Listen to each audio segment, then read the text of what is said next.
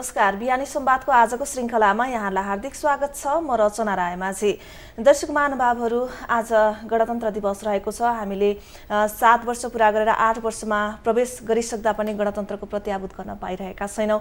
किन आखिर गणतन्त्र संस्थागत हुन सकिरहेको छैन लगायत विषयमा आज हामी कुरा गर्न गइरहेका छौँ। यद्यपि सरकारले यस वर्ष भूकम्पको महाविपत्तिका बेलामा गणतन्त्र दिवस नमनाउने भनेर औपचारिक रूपमा घोषणा गरिसकेको अवस्था छ। तर पनि 8 वर्ष पुगिसक्दा पनि हामी जनताहरूले किन गणतन्त्र दिवसको प्रत्याभूत गर्न पाइरहेका छैनौँ, गणतन्त्रलाई संस्थागत गर्न किन सकिरहेको छैन लगायत विषयमा आज हामी कुरा गर्न गइरहेका छौँ। आज हामीसँग स्टुडियोमा हुनुहुन्छ लेखक खगेन्द्र सङ्ग्रौला। आउनुहोस्, उहाँलाई स्वागत गरौँ। स्वागत छ यहाँलाई। धन्यवाद। सर्वप्रथम त गणतन्त्र दिवसको शुभकामना यहाँलाई। धन्यवाद। मैले यहाँलाई शुभकामना दिइरहँदाखेरि यहाँ आफूले चाहिँ गणतन्त्रको कतिको प्रत्याभूत गर्नुभएको छ। अब यो भूकम्पपछि आज त गणतन्त्र दिवसलाई शोक दिवस भनिएको छ। स्वभावतः अब ठुलो भूकम्पको ठुलो क्षतिपछि देश ठुलो विपत्तिमा छ।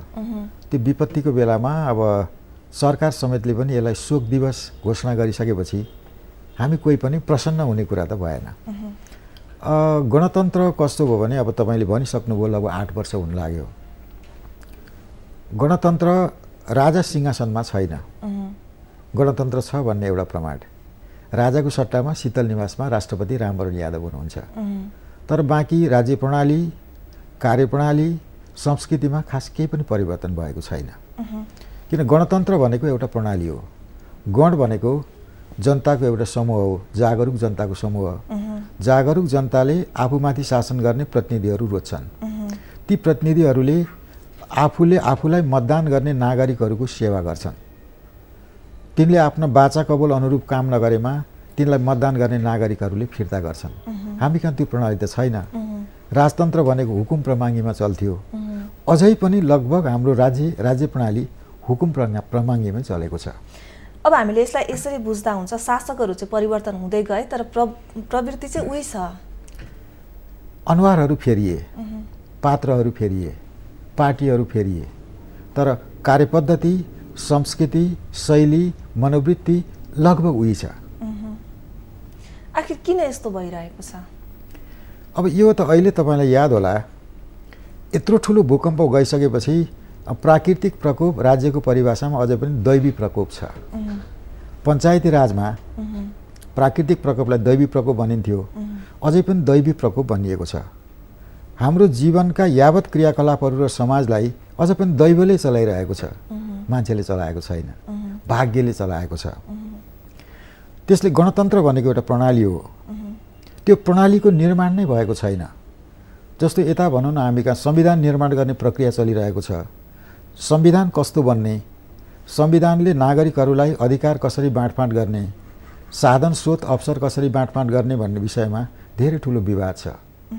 त्यसले गणतन्त्र वास्तविक रूपमा संस्थागत हुनको निम्ति पहिले त संविधान हुनु पर्यो। त्यो संविधानले लोकतान्त्रिक गणतन्त्र, सङ्घीयता, समावेशीलाई संस्थागत गर्नु पर्यो। त्यो काम नै अधुरो भएको हुनाले गणतन्त्रको औपचारिक घोषणा त भयो, विधिवत रूपमा, संस्थागत रूपमा त्यो स्थापित भएको छैन। हामीले झेलिरहेको समस्या त्यही हो। अब 7 वर्ष पुरा भइसक्यो। 65 जेठ 15मा जसरी गणतन्त्रको घोषणा भयो, होइन? 7 वर्षमा पनि प्रणाली नै अहिलेसम्म निर्माण भएन भन्नुभयो यहाँले। अझै प्रणाली निर्माण गर्न कति वर्ष लाग्ला? अब यो चाहिँ भन्न गाह्रो छ। प्रणाली किन निर्माण भएन भने स्वार्थहरूको झगडा भयो। राज्यमा पहिलेदेखि जो तपाईँको खाइपाई आएका थिए तिनीहरू धेरै अधिकार विपन्नहरूलाई, सीमान्तकृतहरूलाई बाँड्न चाहँदैनन्। सीमान्तकृतहरू, अपहेलितहरू, अन्यायमा परेकाहरू राज्यमा उनीहरूले भाग खोज्न चाहन्छन्, अवसरमा समानता चाहन्छन्, प्रतिष्ठामा समानता चाहन्छन्। त्यसले यो एक थरी दिन नचाहने र अर्को थरी तपाईँको लिन दाबी गर्नेहरूको बिचको जुन द्वन्द्व छ, त्यो द्वन्द्वमा लगभग 7 वर्ष बितेको छ। अब कति समयमा बन्ला भन्ने कुरो, अब अहिले त अब एक थरी नेताहरूले राष्ट्रिय सरकार के बनाउने, 1 महिनाभित्रमा संविधान जारी गर्ने भनेका छन् है। अब त्यो चाहिँ संविधान सभाको पहिलो निर्वाचनको परिणामदेखि अहिलेसम्म जे मुद्दाहरूमा विवाद रहेको छ र संविधान निर्माण गर्ने कुरो जहाँ अड्किएको छ त्यो त कायमै छ। 1 महिनामा संविधान बन्दैन। अब यो सरकार परिवर्तन भएर चाहिँ संविधान बन्छ त? यतिका वर्षसम्म नबनेको संविधान, जे विषयमा विवाद छ त्यो विवाद सबैलाई थाहा छ। ती विवादित विषयहरूलाई एक ठाउँमा थाँती राखेर अब फेरि सरकार परिवर्तन गर्दाखेरि संविधान बन्ला त? सरकार परिवर्तन हुने बित्तिकै संविधान बनिहाल्ने कुरा त्यो चाहिँ जादुको छडी होइन। तर के कुरा सत्य हो भने अहिलेको सरकार सर्वथा असक्षम र अयोग्य प्रमाणित भएको छ। यो सरकार फेरिनुपर्छ, यो संरचना फेरिनुपर्छ र यो मानसिकता पनि फेरिनुपर्छ है। संरचनासँगै मानसिकता नफेरिएसम्म संविधान निर्माण गर्ने बाटो सकारात्मक दिशामा जाँदैन। त्यसले एकदमै एक त अब प्राविधिक प्रकृतिको नाम एउटा संविधान त भनौँ न, अब नाम मात्रको संविधान त बन्न सक्ला, तर सबै नेपाली नागरिकलाई अधिकार सम्पन्न बनाउने किसिमको, नेपाली समाजलाई सामाजिक न्यायको जगबाट उठाउने किसिमको संविधान चाहिँ छिटै सजिलै बन्ला जस्तो लाग्दैन। त त्यसो हुँदाहुँदै पनि यो सरकार परिवर्तन आवश्यक छ। यो सरकारको संरचना अलिकति असक्षम भन्नुभयो, के गर्दा चाहिँ सक्षम बन्ला? सक्षम भनेको सामान्य कुरा छ। भूकम्प गएको चौथो पाँचौँ दिनसम्म यो देशमा सरकार छ, यो देशमा राज्य छ, यो देशमा प्रधानमन्त्री हुनुहुन्छ भन्ने हामीलाई थाहा भएन। सामान्य जनताको अपेक्षा त के हुन्छ भने सरकारको आवश्यकता जनतालाई सङ्कट परेको बेलामा हुन्छ। भूकम्प गएपछि त्यसको 2-4 घण्टाभित्र राज्यले जनतालाई सम्बोधन गर्नुपर्थ्यो। प्रधानमन्त्री बाहिर हुनुहुन्थ्यो, उहाँको तपाईँको वारिसे प्रतिनिधि त कोही थियो। 4-5 दिनसम्म सरकार थिएन। जम्मा 2टा निकाय उपस्थित थिए, नेपाली सेना र तपाईँको प्रहरी उद्धार कार्यमा संलग्न थिए। तिनले बहादुरीपूर्वक धेरै असल काम गरेका हुन्। तर नागरिक राज्य जसले त्यसको कमान्ड गर्छ तिनीहरू थिएनन्। एउटा। दोस्रो कुरा, भूकम्प गएपछि विभिन्न देशबाट राहतको प्याकेज बोकेर आउनेहरूको ओहिरो लाग्यो है। सरकारले आह्वान गरेर तिनीहरू आएका थिएनन्। सरकारले आफ्नो प्राथमिकता किटेर हामीलाई यो चिजको आवश्यकता छ भनेर आमन्त्रण गर्नुपर्थ्यो, निवेदन गर्नुपर्थ्यो। बाहिरबाट राहत आयो, राहत कसलाई बुझाउने, राहत कहाँ पठाउने सरकारसँग कुनै योजना थिएन। र राहत तपाईँको यस्तो अस्तव्यस्त ढङ्गले बाँडियो कि कतिपय ठाउँमा एउटालाई 5 पटक दोहोरियो होला, कति त अझै पनि पाएको छैन। त्यसले यो सरकारप्रति जनताको विश्वास छैन। सरकारको चिन्तन प्रणाली र कार्यप्रणालीको कारणले अन्तर्राष्ट्रिय समुदाय पनि यो सरकारसँग प्रसन्न सन्तुष्ट छैन। त्यसले यो सरकार चाहिँ फेरिनुपर्छ। योभन्दा अलिकति चुस्त दुरुस्त क्रियाशील र जिम्मेदार सरकार बनाउनुपर्छ। के गर्दा चाहिँ चुस्त दुरुस्त र क्रियाशील सरकार बन्छ? मेरो परिभाषा सरल छ। अब एमाले भन्ला अब पालो मेरो हो, माओवादीले भन्ला म पनि छु, मधेसीले भन्ला हामी पनि कम होइनौँ। तर यो चाहिँ तपाईँको एउटा कोरा कल्पना जस्तो लाग्छ। सुशील कोइराला रोगी हुनुहुन्छ, अशक्त हुनुहुन्छ। उहाँले तपाईँको उहाँको जीवन सादा छ, उहाँ त्यागी हुनुहुन्छ। तर सादा जीवन र त्यागी तपाईँको एउटा चरित्र मात्रै राज्य चलाउनको निम्ति पर्याप्त हुँदैन। त्यसले मेरो विचारमा नेतृत्व फेरि पनि नेपाली काङ्ग्रेसमै रहने हो। गणितीय दृष्टिकोणले नेपाली काङ्ग्रेस 1 नम्बरमा छ। सुशील कोइरालाको सट्टा शेरबहादुर देउवालाई प्रधानमन्त्री बनाइयो भने र सानो मन्त्रीमण्डल बनाइयो भने, त्यसलाई समावेशी बनाइयो भने योभन्दा अलिकति छरितो, अलिकता क्रियाशील, अलिकता अग्रसर सरकार बन्ला कि भन्ने मेरो कामना र अपेक्षा हो। अलिकति म कुरा गर्न चाहन्छु। यहाँको मैले खुल्ला पत्र पढेको थिएँ, प्रधानमन्त्री सुशील कोइरालाले लेख्नु भएको होइन, केही समय अगाडिको। त्यसमा चाहिँ धेरैभन्दा धेरै चाहिँ उहाँको आलोचनामै व्यतीत शब्दहरू छन्। त्यसमा होइन, आलोचना तपाईँको प्रधानमन्त्री भनेको देशैभरिका जनताको मत पाएर राज्यको बागडोर सम्हाल्ने एउटा पात्र हो। त्यो पात्रले गर्नुपर्ने बेलामा तपाईँको आफ्नो दायित्व पुरा गरेन भने स्वभावतः नागरिकको त्यसप्रति असन्तुष्टि हुन्छ, टिका टिप्पणी हुन्छ, आलोचना हुन्छ, जुन स्वाभाविक कुरा हो। सामान्य नागरिक जसले जनताको अगाडि कुनै बाचा गरेको छैन, जसले ठुलो पद धारण गरेको छैन, त्यसको आलोचना त कसैले गर्दैन। आलोचना त्यसको गरिन्छ जो जिम्मेदार पदमा छ र जसले जिम्मेदारी पुरा गर्दैन। त्यो त स्वाभाविक कुरा हो। त्यसलाई आलोचना नभनौँ, त्यसलाई सचेतना यहाँको तर्फबाट। आलोचना भनेको यसै पनि नराम्रो कुरा होइन। निन्दा खराब कुरा हो, गाली खराब कुरा हो, भत्सर्न खराब कुरा हो। तर आलोचना भनेको त के भने वास्तविकता जे हो त्यसलाई देखाउने कुरा हो। पक्कै पनि यहाँहरूले गणतन्त्र ल्याउन ठुलो योगदान गर्नुभएको छ होइन, सबै नेपालीले गरेका छन्, त्यो हामीले बिर्सनै सक्दैनौँ। त्यतिखेर आफू अभियन्ता भएर हिँडिरहँदाखेरि कस्तो गणतन्त्रको कल्पना गर्नुभएको थियो र अहिले कस्तो पाइराख्नु भएको छ? हामी जुन बेला आन्दोलनमा थियौँ, आन्दोलनमा गएको बेलामा नेपालको निरङ्कुश राजतन्त्रले धेरै लामो इतिहासदेखि नेपाली जनतामाथि गरेको उत्पीडन, अन्याय, त्यसको पीडा हाम्रो मनमा थियो। हाम्रो अपेक्षा के थियो भने हुकुम प्रमाङ्गीको भरमा शासन चलाउने, जन्म र लिङ्गको आधारमा तपाईँको एउटा राज्य प्रमुख हुने जुन परिपाटी र संस्कृति छ त्यसको अन्त हुनेछ। र नेपालमा नेपाली जनताले, जागरुक जनताले आफ्नो स्वविवेकले रोजेका पात्रहरू राज्यका सञ्चालक हुनेछन्, प्रणाली बन्नेछ, संस्कृति बन्नेछ, काठमाडौँ केन्द्रित राज्य सत्ता विकेन्द्रीकृत हुनेछ र सीमान्तकृतका नागरिकहरूले पनि अधिकार पाउनेछन्। यो नेपाल न्यायपूर्ण, समृद्ध, प्रेमपूर्ण र सुखी होला भन्ने हाम्रो कल्पना थियो। तर अहिले त्यो भइरहेको छ त? हामी त्यो प्रक्रियामा छौँ। मानिसको अपेक्षा एउटा कुरा हो, त्यो अपेक्षा तपाईँको चाहने बित्तिकै त्यो लागू हुने कुरा होइन।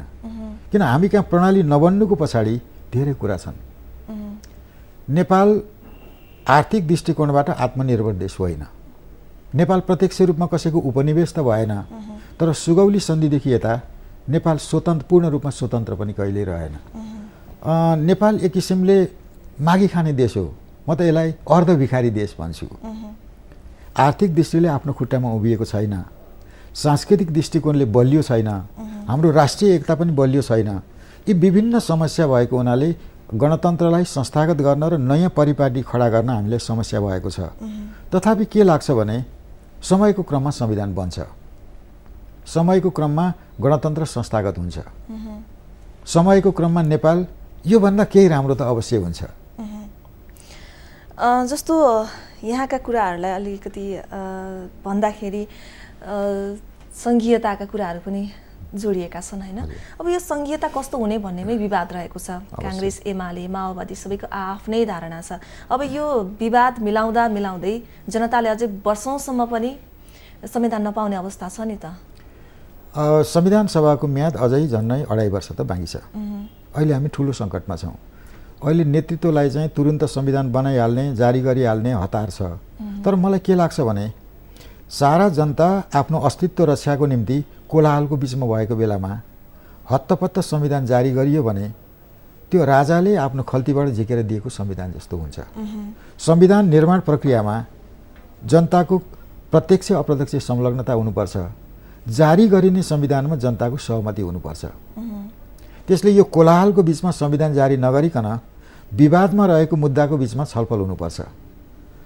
सङ्घीयतामा जाने भनेको काठमाडौँ केन्द्रित राज्यलाई नेपालभरिको राज्य बनाउने हो, साझा राज्य बनाउने हो, शक्तिको प्रत्यायोजन गर्ने हो, अवसरको प्रत्यायोजन गर्ने हो र काठमाडौँ केन्द्रित एकाधिकारलाई तोड्ने हो। समयको क्रममा त्यो त हुने नै छ, तर सुगम रूपले छिटो सजिलो अझै पनि त्यो होला जस्तो किन लाग्दैन भने भूकम्पभन्दा अगाडि संविधानको बारेमा जे विवादहरू थिए, विवाद त काँचै छन्। ती विवादको बारेमा गम्भीर छलफल गर्न र जनताको सहभागितासहित छलफल गर्न टाइम लाग्छ भन्ने मलाई लाग्छ। अहिलेको मूल समस्या भनेको त पुनर्निर्माणकै समस्या हो। त्यसको निम्ति चाहिँ तपाईँको राष्ट्रिय एकता आवश्यक छ। राष्ट्रिय सरकार हुन्छ हुँदैन मलाई थाहा छैन, राष्ट्रिय एकताको आवश्यकता छ।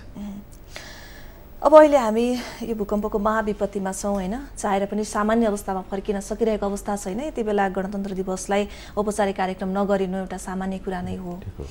तर पनि आज गणतन्त्र दिवस भनेर हामीले भनिरहँदाखेरि आजभन्दा 8 वर्ष अगाडि जसरी गणतन्त्रको स्थापना भयो होइन, जसरी घोषणा गरियो अनि यहाँहरूले जसरी आन्दोलन गर्नुभएको थियो अभियन्ता भएर, त्यतिखेरको माहौल भनिदिनुहोस् न, कसरी अगाडि बढ्नुभएको थियो, कस्तो थियो?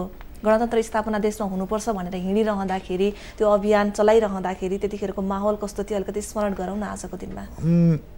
खास गरी गणतन्त्रको पृष्ठभूमिमा 7 सालदेखि अहिलेसम्मका सबै आन्दोलनहरूको योगदान रहेको छ। लगत्तैको कुरा गर्ने हो भने गणतन्त्रको एउटा धारणा बन्न, त्यसको खाका बन्नमा माओवादीको 10 वर्षको जनयुद्धको धेरै ठुलो भूमिका छ। हामी जुन बेलामा सडकमा नागरिक आन्दोलन लिएर गयौँ त्यो बेलामा संसदीय शक्तिहरू बदनाम भएको थिए।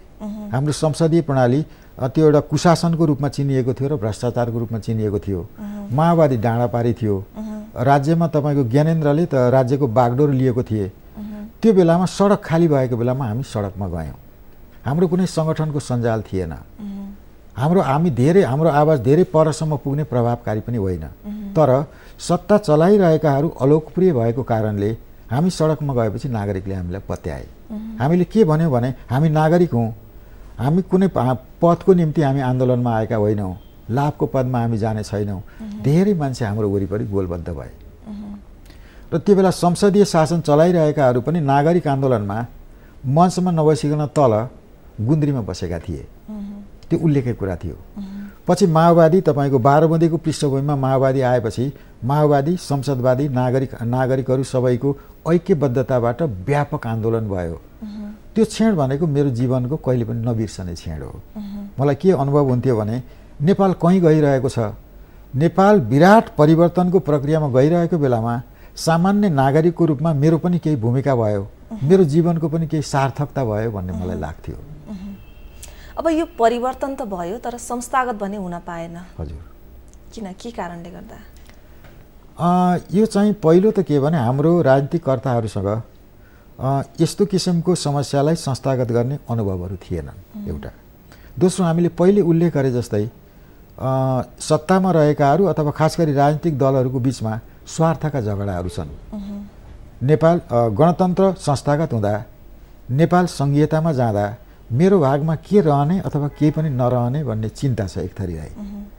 अर्को थरीलाई के चिन्ता छ भने हामीलाई चाहिँ सङ्घीयताको नाममा नाम मात्रको एउटा संविधान दिइने हो कि भन्ने अर्को थरीलाई चिन्ता छ। त्यसले यो खाइपाई आएकाहरू र नपाएकाहरू बिचको अन्तर्विरोधले गर्दाखेरि यो प्रक्रिया धेरै लामो भएको छ। समस्या अझ पनि काँचै छ। तर के कुरा सत्य हो भने महाभूकम्पले तपाईँको यत्रो ठुलो विपद आइसकेपछि अब चाहिँ गणतन्त्रलाई संस्थागत गर्नुपर्छ, एउटा विधि र व्यवस्थाको स्थापना गर्नुपर्छ भन्ने बुद्धि राजनीतिक कर्ताहरूलाई फर्केला कि जस्तो लाग्छ मलाई। अब यो सत्ताकै लागि लुक्छाचुडीले गर्दा नै जनताले अहिलेसम्म संविधान पनि पाउन सकेका छैनन्, गणतन्त्रको प्रत्याभूत पनि हुन सकिरहेको छैन, होइन त? राजनीतिमा संलग्न हुनेहरू सत्तामा जान चाहन्छन्। सत्तामा लुसाचुडी हुन्छ, द्वन्द्व हुन्छ, त्यो स्वाभाविक कुरा हो। तर मूल कुरा चाहिँ तपाईँ के हो भने क्षुद्र स्वार्थलाई प्राथमिक बनाइयो, एउटा बृहत हितलाई प्राथमिक बनाइएन। समस्या त्यहाँ भएको हो। तैपनि महाभूकम्पपछि नेपाल अहिलेसम्म तपाईँको एक किसिमले अर्ध भिखारी देश हो। यो महाभूकम्पपछि कि त नेपाल पूर्ण भिखारी हुन्छ कि नेपाल स्वतन्त्र सबल समृद्ध राष्ट्रको रूपमा उभिन्छ। नेपाल यो रूपमा चाहिँ रहँदैन। त्यसले यो पाठ चाहिँ राजनीतिक दलका नायकहरूले, सत्ताका सञ्चालकहरूले धेरै अथवा थोरै बुझेका होलान् अथवा नबुझेका भए हामी जस्ता सजग नागरिकहरूले बुझाउनुपर्छ। मैले हिजो मात्र यहाँको फेसबुक पेज हेरेको थिएँ र त्यसमा एउटा लेख राख्नु भएको छ, स्टाटस राख्नु भएको छ यहाँले। जे तन्त्र आए पनि ठालु तन्त्र भन्ने शब्द राख्नु भएको छ। यो ठालु तन्त्र भन्ने शब्दको अर्थ चाहिँ के अर्थमा राख्नु भएको छ? समाजमा तपाईँको दुई थरी मान्छे हुन्छन्। एक थरी सामान्य सरदर मान्छे हुन्छन्, एक थरी ठुलाहरू हुन्छन्। त्यो ठुलाहरूमा ठालु प्रवृत्ति हुन्छ। ठुलाको ठालु तपाईँको सत्ताका पदमा बस्नेहरू, संस्कृतिको पदमा बस्नेहरू, समाजका मुखियाहरू, जिम्मेदारहरू, तिनीहरूमा ठालु प्रवृत्ति हुन्छ।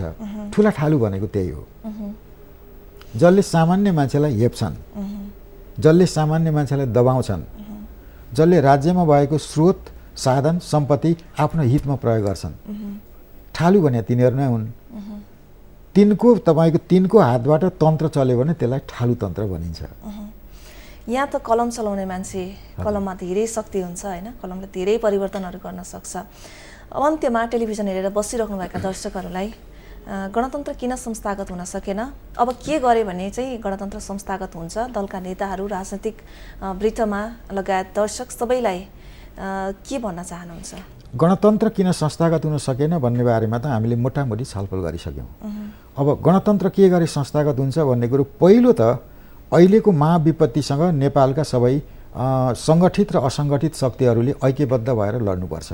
नेपाललाई यो विपत्तिबाट बिउजाउनु र बाहिर निकाल्नुपर्छ।